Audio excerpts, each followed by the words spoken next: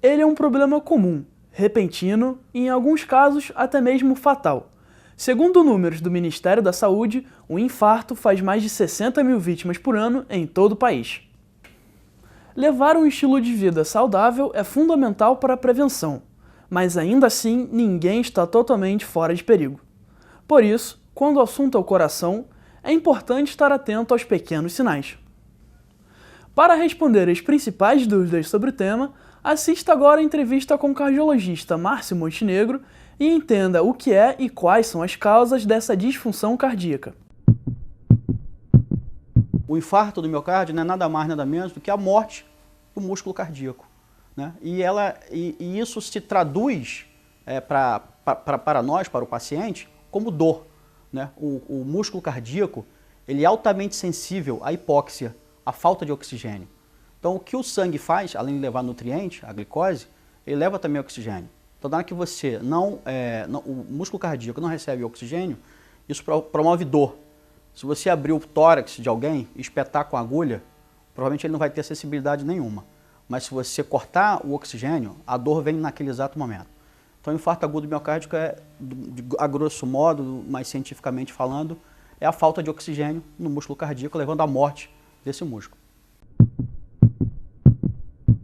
Os fatores vão desde os principais, como diabetes, né, o açúcar elevado, a dislipidemia, que é o colesterol ou triglicerídeo elevado, que é a gordura elevada no sangue, hipertensão, obesidade, tabagismo, sedentarismo. Existe uma série de fatores que se somam para provocar a doença, levar à formação da doença.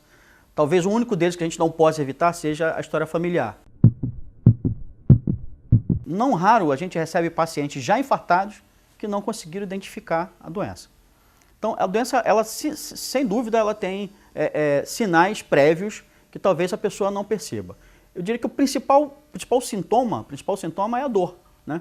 Então, a dor anginosa, angina, né? Comumente chamada, muita gente fala angina, não sabe o que é angina. Angina é a dor no peito, né? Então, a dor no peito, inicialmente, ela normalmente começa relacionada a esforço físico.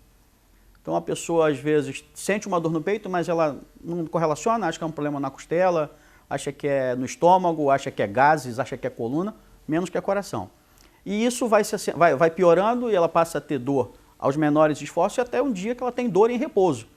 O infarto agudo do miocárdio costuma ser uma dor constritiva, uma sensação de morte mesmo, muito intensa a dor, que dependendo do vaso acometido, ela irradia para algumas regiões do corpo, como por exemplo, para o ombro esquerdo, ou para o membro superior esquerdo todo, ou para a região epigástrica do estômago, podendo, dependendo da localização, se irradiar até para o dorso, para as costas. Mas normalmente, do meio do peito, é uma dor bem no meio do peito que se irradia para o ombro esquerdo.